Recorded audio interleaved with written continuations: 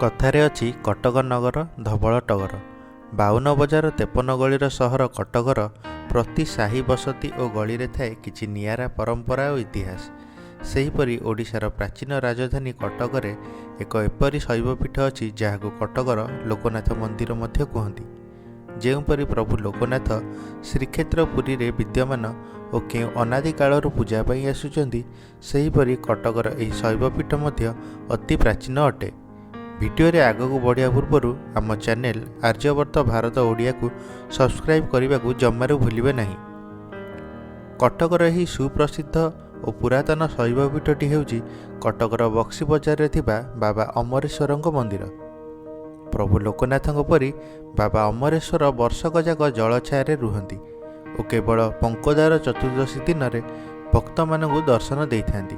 ତେବେ ଆସନ୍ତୁ ବୁଲି ଦେଖିବା କଟକର ଏହି ପୁରାତନ ଶୈବପୀଠଟିକୁ ଓ ଜାଣିବା ଏହି ଶୈବପୀଠ ବିଷୟରେ କିଛି ନୂଆ ତଥ୍ୟ।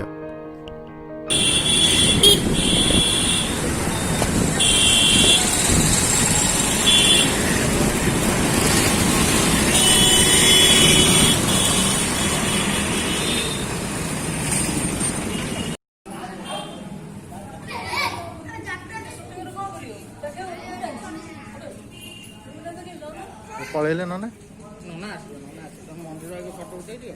ନନା ଡାକିକି ପଚାରି ଦେବ, ନନା କହିଦେବ।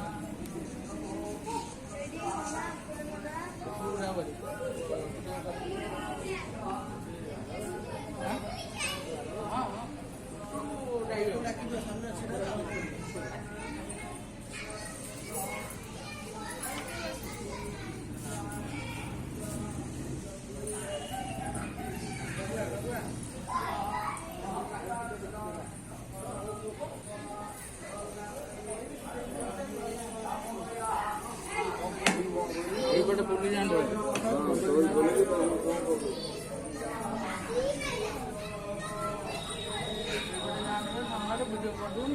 ଏଇଟା ହେଲା ମୁଖ୍ୟ ମନ୍ଦିର ନା? ହଁ, ମୁଖ୍ୟ। ଆଉ ସେପଟେ ସେପଟେ ମାଙ୍କ ମନ୍ଦିରଟା ଉପରକୁ ଯାଆନ୍ତୁ। ଏଠି ବାମାଙ୍କ ଭିତରଟା ଚାଲ ତା ଭିତରେ ଆସି ପୁରା ଲାଷ୍ଟକୁ ଯିବା। ସେଠି ପୁଅଟା କେତେ କଣ? ଏଟା ପାଦୁକ କୁଣ୍ଡ। ଆ ଭିତରେ କଇଁଚ ଅଛନ୍ତି।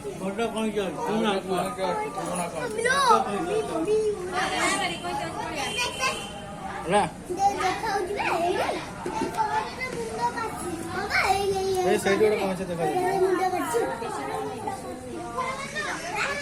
ଆସନ୍ତୁ ଆସନ୍ତୁ ଭାଇ।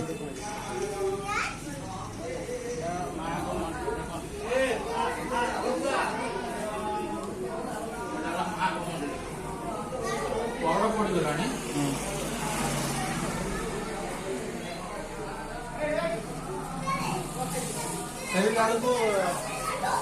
ଶନି ମନ୍ଦିର ମାଙ୍କର ପହଡ଼ ଛଅଟା ବାଜିବ। ଫେରିଲା ବେଳକୁ ନବା। ତ୍ରିନାଥ ମନ୍ଦିର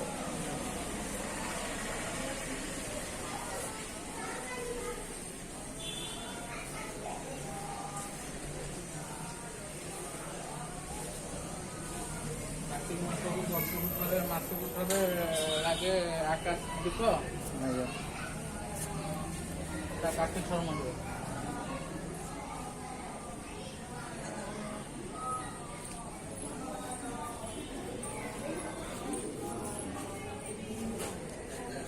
ଗଣେଶ ମନ୍ଦିରଟା। ଆଜି ତୁ ଆ ଟିକେ କହିଦେ।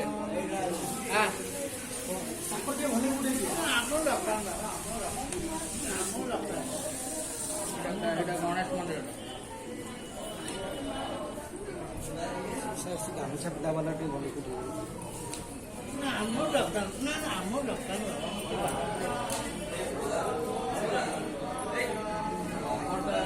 ଭାଇ ଟିକେ ଭିତରୁ ନାହିଁ ଭାଇ, ଭିତରୁ ନାହିଁ।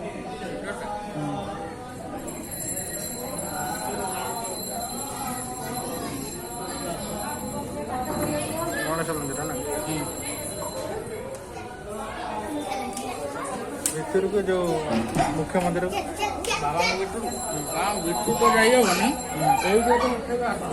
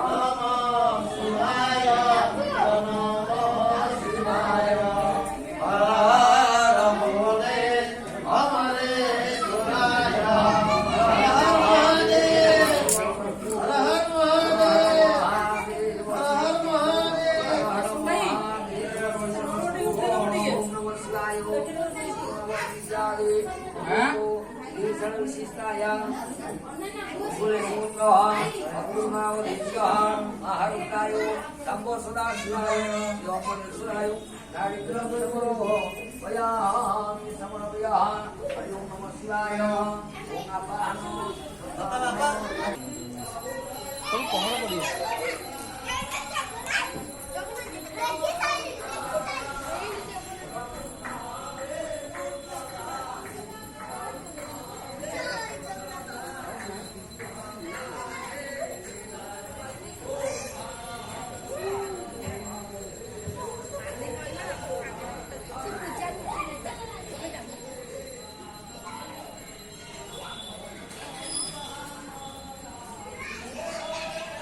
ଏଇଟା କ'ଣ ଶନିଙ୍କ ମନ୍ଦିର?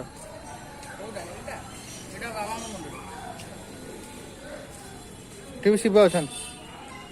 ଏଇଟା ବାବାଙ୍କ ମନ୍ଦିର, ଏଇଟା ହନୁମାନ ମନ୍ଦିର। ଏଇ ନନା ଆଇଲାଣି। ନାନୁକା ଏଇଟା କ'ଣ ସ୍ତମ୍ଭ? ଏଇଟା ରାମସ୍ତମ୍ଭ।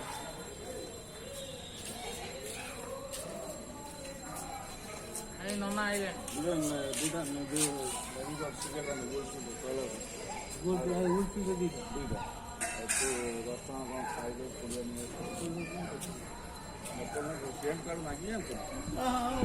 ନନା ଆଇଲାଣି।